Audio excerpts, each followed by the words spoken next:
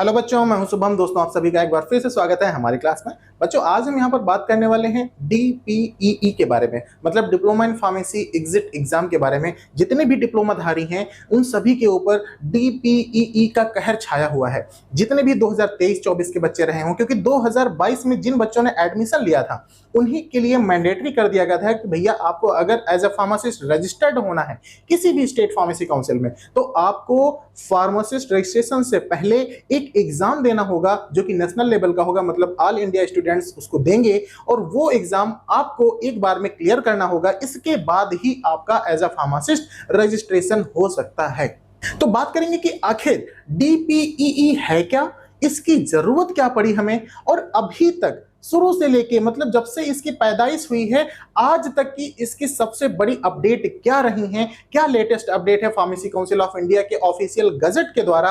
क्या इन्होंने जो आपका कंडक्टिंग बॉडी है जो एग्जाम कंडक्ट कराने वाली थी उसने शेड्यूल भी दिया था इसका, तो शेड्यूल का क्या हुआ, अब एग्जाम कब होगा, या 2023-24 में जिन बच्चों ने अपना रजिस्ट्रेशन करवाया था, प्रोविजनल रजिस्ट्रेशन है ना, जिसमें एफिडेविट के साथ आपने दिया था कि भैया हमारा 1 साल के लिए रजिस्ट्रेशन कर दिया जाए, इसके बाद में जब हमको रिन्यूअल कराना होगा तो हम एग्जिट एग्जाम देंगे, इसके बाद ही आपके पास आएंगे, तब आप हमारा रजिस्ट्रेशन कीजिएगा। ठीक है, जो कि रजिस्ट्रार के नाम से आप लोगों ने एफिडेविट बनवाया होगा। जितने भी 23-24 एकेडमिक ईयर के बच्चे रहे होंगे सभी को पता होगा। और अब 2024-25 जो अभी जुलाई में पास आउट हुए हैं, जिनके इस समय हॉस्पिटल ट्रेनिंग लगभग पूरी होने वाली होगी, वो बच्चे अपना रजिस्ट्रेशन कैसे करवाएंगे, क्या कुछ अपडेट है, हम आपको यहाँ पर डिटेल बताएंगे। इन शॉर्ट अगर हम बताएं आपको तो हम यहाँ पर डीपीईई की पूरी कुंडली निकाल कर रखने वाले हैं आपके सामने। ठीक है, तो चलिए स्टार्ट करते हैं बिना किसी देरी के। दोस्तों, आप ऐसे चैनल पर हैं जहां पर आपको फार्मेसी के लिए जितनी भी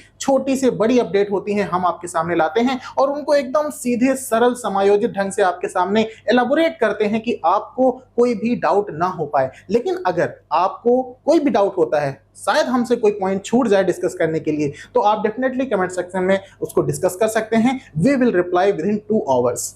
ठीक है, तो चलिए स्टार्ट करते हैं about the diploma in pharmacy exit exam का काला कहर, है ना। तो देखिए दोस्तों, यहां पर हम बात करेंगे डिप्लोमा इन फार्मेसी जो एग्जिट एग्जाम है, एक्चुअली इसको क्यों लाया गया, है ना। तो देखिए, जितने भी आप अपने आसपास देख रहे होंगे कि भैया जितने भी प्राइवेट कॉलेजेस हैं सभी के अंदर 60 सीट, 40 सीट, 50 सीट ये डिप्लोमा इन फार्मेसी की सीटें हैं, है ना। जिस तरह से आज से 8 साल 10 साल पहले बीटेक का हाल हुआ था, वही इस समय फार्मेसी प्रोफेशन में डी फार्मा वालों का हो रहा है। क्यों जरूरत पड़ रही है इतने कॉलेजों की, इतनी सीटों की? तो भैया जितने भी मेडिकल स्टोर वाले ओनर हैं, है ना, जिन्होंने पहले रजिस्टर्ड फार्मासिस्ट रख रखे थे, अब वो अपने नाम से अपनी शॉप को चलाने के लिए, अपने आप को रजिस्टर्ड फार्मासिस्ट बनाने के लिए प्राइवेट कॉलेजों का सहारा ले रहे हैं और अच्छी रकम दे रहे हैं। 2-2 लाख डिप्लोमा इन फार्मेसी पास करने के हैं, मतलब पूरे कोर्स के हो जाते हैं, जबकि इनकी गवर्नमेंट फीस क्या है, 20 से 25-30 हजार रुपए इनकी गवर्नमेंट एडेड फीस आपकी हुआ करती है। अब देखिए दोस्तों, यहां पर जितने प्राइवेट कॉलेजेस हैं वो बढ़िया एकदम डिप्लोमा इन फार्मेसी ऑफर करते हैं। एक बार जो है गवर्नमेंट इंस्टीट्यूट में एडमिशन लिया है तो हो सकता है कि आप फेल हो जाएं या बैक लग जाए आपकी, लेकिन अगर आपने प्राइवेट किसी कॉलेज में एडमिशन ले लिया है तो डेफिनेटली आपको पास होके निकलना है। मतलब इधर से एडमिशन लीजिए और इधर आप एक फार्मासिस्ट बन के निकलिए। ठीक है, तो ये प्रोसेस चल रही है हमारे इस समय के सिनेरियो में, है ना। अब देखिए, डीपीईई लाना क्यों कंपलसरी हो गया, तो सुनिए भैया, अब इसी चीज को रोकना था, क्योंकि जहां पर एकदम अंधभक्ति चल जाती है ना। अंधभक्ति का मतलब कि एक तरफ से आप जा रहे हैं, एडमिशन लिया, समझ लीजिए कि आप पास आउट होकर निकलेंगे, तो भैया यहां पर जो आपके एजुकेशन की क्वालिटी थी वो कहीं ना कहीं कंप्रोमाइज कर दी गई है ना। क्योंकि फार्मेसी काउंसिल ऑफ इंडिया के द्वारा 40 नंबर मिनिमम पासिंग मार्क रखे गए हैं। ठीक है, जिसमें से 20 इंटरनल आपके होते हैं और 20 एक्सटर्नल, तो 80 में से 20 नंबर आपको लाना होता है। पासिंग के लिए 40 नंबर रिक्वायर्ड है, 80 में से आपको सिर्फ 20 लाना है, क्योंकि 20 तो आपके कॉलेज के द्वारा दिए ही जा चुके हैं, है ना। और जितने भी प्राइवेट कॉलेजेस हैं सब भैया 20 में 20 नंबर देते हैं। हम लोग जितने भी गवर्नमेंट कॉलेज में अगर एडमिशन ले लेते हैं तो 20 में से 18 नंबर, 17 नंबर, 15 नंबर भी पाना मुश्किल होता है। लेकिन जो प्राइवेट कॉलेजेस हैं वो भर भर के नंबर देते हैं, है ना, कि उनका कोई भी कैंडिडेट बैक ना लगने पाए, फेल ना होने पाए, क्योंकि अगर उनका जितना ही अच्छा रिजल्ट रहेगा आगे चल के उतने ही उनके टेंडर होने वाले हैं, है ना। तो यहां पर क्या हुआ, प्राइवेट कॉलेज में एडमिशन लिया, है ना, जो ओनर था वो अपनी मेडिकल स्टोर चला रहा है, बढ़िया लाखों करोड़ों का टर्नओवर है उसका, है ना। अब वो मेडिकल स्टोर पे बैठे बैठे डिप्लोमा इन फार्मेसी को कंप्लीट कर रहा है। अब यहाँ पर गवर्नमेंट को क्या लगा, फार्मेसी काउंसिल ऑफ इंडिया ने क्या सोचा, या सेंट्रल फार्मेसी काउंसिल जो है उसने क्या सोचा कि भैया ये एजुकेशन का सिस्टम जो है, एजुकेशन का लेवल जो है वो गिरता जा रहा है ना। कोई भी आके मुंह उठा के अपना डिप्लोमा इन फार्मेसी कर ले रहा है, और जो एलिजिबल बच्चे हैं, जो मेहनत करके एक्चुअल में पढ़ रहे हैं, क्योंकि डिप्लोमा करने वाला कोई अमीर की औलाद नहीं होता है, अमीर की औलाद वही है जो भैया अपना मेडिकल स्टोर चला रहे हैं, जिनको सिर्फ डिग्री से मतलब है, जिनको सिर्फ डिप्लोमा से मतलब है।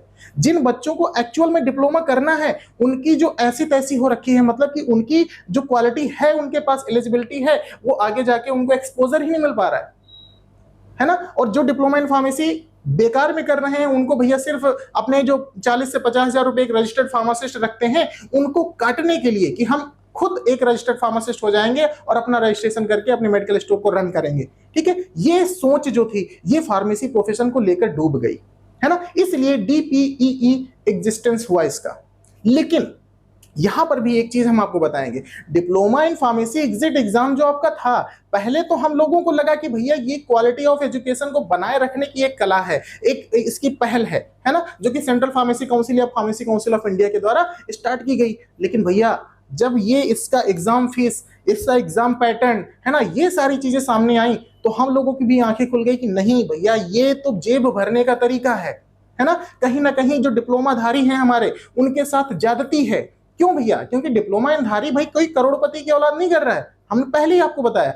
वो बच्चा एक मिडिल क्लास फैमिली का है, जिसको कि मेहनत करके, हो सकता है वो हॉस्पिटल में जॉब करता हो, इसके बाद में आके डिप्लोमा अपना कंप्लीट कर रहा हो, है ना। क्योंकि डिप्लोमा इन फार्मेसी जो है एक मिनिमम क्वालिफिकेशन है, जो कि पीसीआई के द्वारा हमारे यहाँ स्टैब्लिश की गई है कि भैया अगर फार्मेसी में एज अ फार्मासिस्ट आपको रजिस्ट्रेशन करवाना है, रजिस्टर्ड फार्मासिस्ट बनना है, तो आपको डी फार्मा करना होगा। और डी फार्मा के लिए भैया यही है, आपका 3 पार्ट होते हैं, first year, second year, 500 hours की हॉस्पिटल ट्रेनिंग, इसके बाद में आप रजिस्टर्ड फार्मासिस्ट बन सकते थे, है ना। अब यहां पर क्या हो गया है कि पहला आपको फार्मेसी फर्स्ट ईयर करना है, दूसरा सेकेंड ईयर पास करना है, तीसरा 500 आवर्स की ट्रेनिंग आपको चाहिए हॉस्पिटल की। इसके बाद में अब रजिस्ट्रेशन की बारी आनी चाहिए थी, लेकिन अब रजिस्ट्रेशन नहीं होना है, अब आपका क्या होगा, एग्जिट एग्जाम होगा। क्यों? क्योंकि अब ये जो हमारी फार्मेसी की क्वालिफिकेशंस की वैल्यू बचानी है ना, उसके लिए अब हम यहाँ पर एग्जिट एग्जाम करवाने वाले थे। तो ये हमको बताया गया कि ये ऐसा हो रहा है, लेकिन भैया ऐसा नहीं था एक्चुअल में, ठीक है। क्यों नहीं था? अब भैया आप देख लीजिए, 5000 किसी भी फॉर्म की फीस आपने देखा है?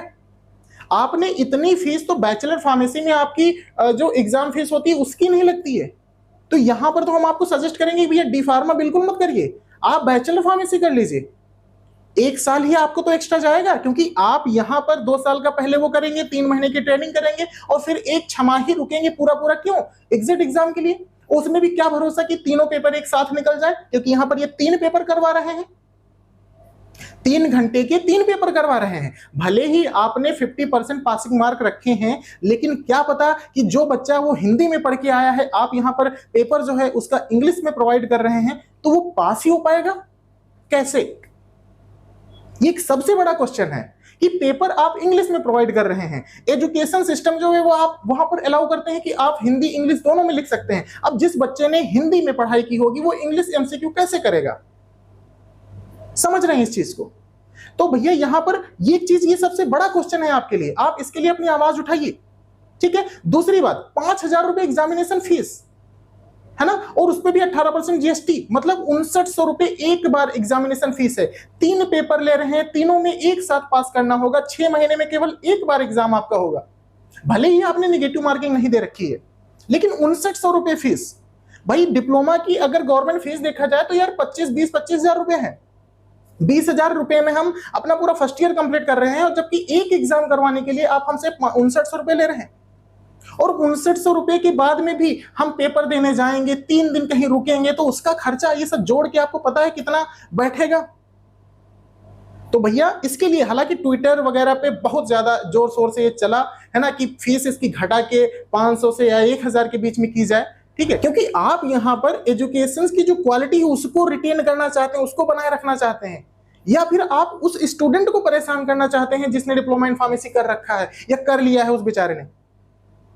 ठीक है, तो ये एक बड़ी बात होती है। अब हम चलिए बताते हैं कि फार्मेसी काउंसिल ऑफ इंडिया का जो लेटेस्ट न्यूज है ना, जिसमें आपसे ये बोला गया था कि जो एकेडमिक ईयर 2023-24 के बच्चे हैं, क्योंकि जिन्होंने 22 में एडमिशन लिया था वो 23-24 में पास आउट करेंगे अपना फार्मेसी, ठीक है, डिप्लोमा इन फार्मेसी, तो उनके लिए ये कहा गया था कि भैया आप प्रोविजनल सर्टिफिकेट ले सकते हैं, मतलब प्रोविजनल रजिस्ट्रेशन आपका फार्मासिस्ट में हो सकता है आपकी स्टेट फार्मेसी काउंसिल में, लेकिन आपको एक एफिडेविट देना पड़ा होगा उस टाइम पे कि भैया 1 साल के बाद जब हम आपसे रिन्यूअल करवाने के लिए आएंगे तो आपको अपने एग्जिट एग्जाम का स्कोर कार्ड लाना होगा, है ना। बिना एग्जिट एग्जाम क्लियर किए हुए आपका रिन्यूअल नहीं होगा। अच्छा, ऐसा क्यों किया गया? क्योंकि भैया उस टाइम पे क्या हो रहा था, आपका ये अक्टूबर कंडक्टिंग अथॉरिटी है आपके एग्जाम को कंडक्ट कराने वाली थी एग्जिट, है ना, उसने क्या किया कि अपना शेड्यूल दे दिया था पूरा, 3 पेपर होंगे, नो माइनस मार्किंग होगी, है ना, 180 मिनट का टाइम आपको मिलेगा, ये सारी डिटेल उसने दे दिया था, ठीक है। अक्टूबर में इन्होंने स्कीम दे दी अपनी कि तीनों पेपर की डेट क्या होगी, रिजल्ट का भी डेट बता दिया, आप देख रहे होंगे, है ना। तो उसने दे दिया, इसके बाद में क्या हुआ, इसका विरोध हुआ, पोस्टपोन हो गया एग्जाम। अब क्या हुआ कि जितने बच्चे 2023-24 में पास आउट थे वो किसी भी गवर्नमेंट वैकेंसी जो निकल रही हैं या फिर वो कहीं भी प्राइवेट में भी अगर जा रहे हैं तो उनसे मांगा जा रहा है कि भैया रजिस्ट्रेशन दीजिए आप, उनके पास रजिस्ट्रेशन नहीं है। फार्मेसी काउंसिल ऑफ इंडिया ने हमारे सपोर्ट में क्या किया कि भैया देखिए अब आपका एग्जाम जो है पोस्टपोन हो चुका है, अब जितने भी बच्चे हैं अगर वो एग्जाम देना चाह रहे हो, कोई कंपटीशन बीट करना चाह रहे हो या अपनी नौकरी करना चाह रहे हो कहीं पर, तो उनको रजिस्ट्रेशन की आवश्यकता है, इसलिए 1 साल का आप एफिडेविट के साथ में प्रोविजनल रजिस्ट्रेशन करवा लीजिए अपनी स्टेट फार्मेसी काउंसिल में। ऐसा हुआ था, ठीक है, तो इसीलिए हुआ था कि भैया आपको नौकरी मिल सके, अगर 1 साल में आप फाइट वगैरह कर सकें कहीं, ठीक है, तो ये चीजें थी।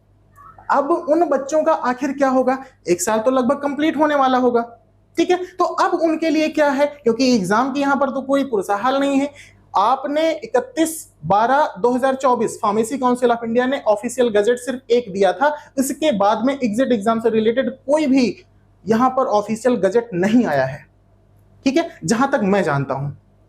आप भी इसको स्टडी कर सकते हैं, रिसर्च कर सकते हैं, है ना। तो 31/12/2024 ऑफिशियल गजेट में लिंक दे दूंगा आपको डिस्क्रिप्शन में, आपके सामने यहां पर दिख रहा होगा, यहां पर 2023-24 के बच्चों का प्रोविजनल रजिस्ट्रेशन करवा दिया गया, लेकिन अभी जो बच्चे पास हुए हैं 2024-25 एकेडमिक ईयर के, उनका रजिस्ट्रेशन कैसे होगा, या उनका भी आप प्रोविजनल करवाएंगे? अगर उनका प्रोविजनल करवा रहे हैं तो 2023 और 24 के बच्चों का क्या होना है?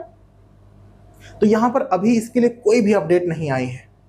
ये कंफर्म है एनईबीएस जो आपका कंडक्टिंग अथॉरिटी है एग्जाम को कंडक्ट कराने वाली, या फार्मेसी काउंसिल ऑफ इंडिया या स्टेट फार्मेसी काउंसिल में, मतलब कोई भी हेल्थ मिनिस्टर जो भी किसी भी के द्वारा ऐसा कोई भी अपडेट नहीं दिया गया है, ना ही केंद्र के द्वारा कुछ भी आया है हमारे पास कि भैया आपका एग्जिट एग्जाम कैंसिल होगा। एग्जिट एग्जाम होना तय है, ये क्लियर कट है आपका, ठीक है। तो एग्जिट एग्जाम होना है, उसकी तैयारी करते रहिए भैया। क्या है एक्चुअली यार, फार्मेसी तो अब वही तो मैंने बताया कि आपको मैं डिप्लोमा इन फार्मेसी से बेहतर आपको सजेस्ट करता हूं बैचलर फार्मेसी कर लीजिए, क्योंकि इसका भविष्य कब अंधेरे में चला जाए कुछ पता नहीं है। हमारी देश की ये बड़ी विडंबना रही है कि जहां पर हम लोग एक एक पैसा जोड़कर अपनी भविष्य को बनाने के लिए अग्रसर रहते हैं, वहीं पर हमारे भविष्य को दबाने के लिए इतनी यहाँ पर तारीखें दी जाती हैं हमें कि बताना मुश्किल है ना। तो जैसे ही कोई अपडेट आते हैं एग्जिट एग्जाम से रिलेटेड हम आपको डेफिनेटली बताएंगे, लेकिन यहाँ पर ज्यादा स्क्रॉल करने में टाइम अपना वेस्ट मत कीजिए। अभी आपकी हॉस्पिटल ट्रेनिंग चल रही होगी, जो अभी के पास आउट बच्चे हैं आप हॉस्पिटल ट्रेनिंग कीजिए अपनी, एक तरह से मैसेज है ना, मैसेज के माध्यम से, ट्विटर के माध्यम से इनसे जुड़े रहिए, है ना। आपने स्टेट फार्मेसी काउंसिल से या फार्मेसी काउंसिल ऑफ इंडिया पे आप डायरेक्ट मेल कर सकते हैं, है ना, तो उनको मेल कीजिए कि आखिर हमारे लिए क्या व्यवस्था है ना। एग्जिट एग्जाम की डेट दी जाए, अगर करवाना है आपको तो एक पेपर रखा जाए, फीस एग्जाम फीस जो है 500 से 1000 के बीच में, 1000 सफिशिएंट, कोई बात नहीं, 1000 कर लीजिए आप, ठीक है। इतना बड़ा एग्जाम है नेशनल लेवल का, इतने बच्चे आएंगे तो आपको चलो ठीक है 1000 कर लीजिए आप, ठीक है। 6 महीने में आपको करवाना है, 6 महीने में आप करवाइए, लेकिन एक paper, no minus marking, fees आपको कम करनी होगी, ठीक है। ये सारी चीजें आपको करना है, और सेंटर जो आपको देना है ना, कहीं आपके जो एग्जाम सिटी होगा वो बच्चे के आसपास का ही होना चाहिए, ठीक है। ये हमारी मांगे हैं। इसके साथ अगर एग्जिट एग्जाम करवाने के लिए फार्मेसी काउंसिल ऑफ इंडिया, तब तो सही है, और नहीं तो फिर भैया हम लोगों को आप लोग सपोर्ट कीजिए, हम आपको सपोर्ट करने के लिए हर एक जगह पर जाने के लिए तैयार हैं, ठीक है। तो बाकी हमने पूरी कोशिश की है कि आपको क्लियर कट इंफॉर्मेशन दी जा सके, लेकिन अगर यहाँ पर कोई भी चीजें हमसे छूट गई हैं, मिस हो गई हैं या आपको नहीं समझ में आती हैं तो डेफिनेटली कमेंट सेक्शन में कमेंट आप कर सकते हैं। Thank you very much.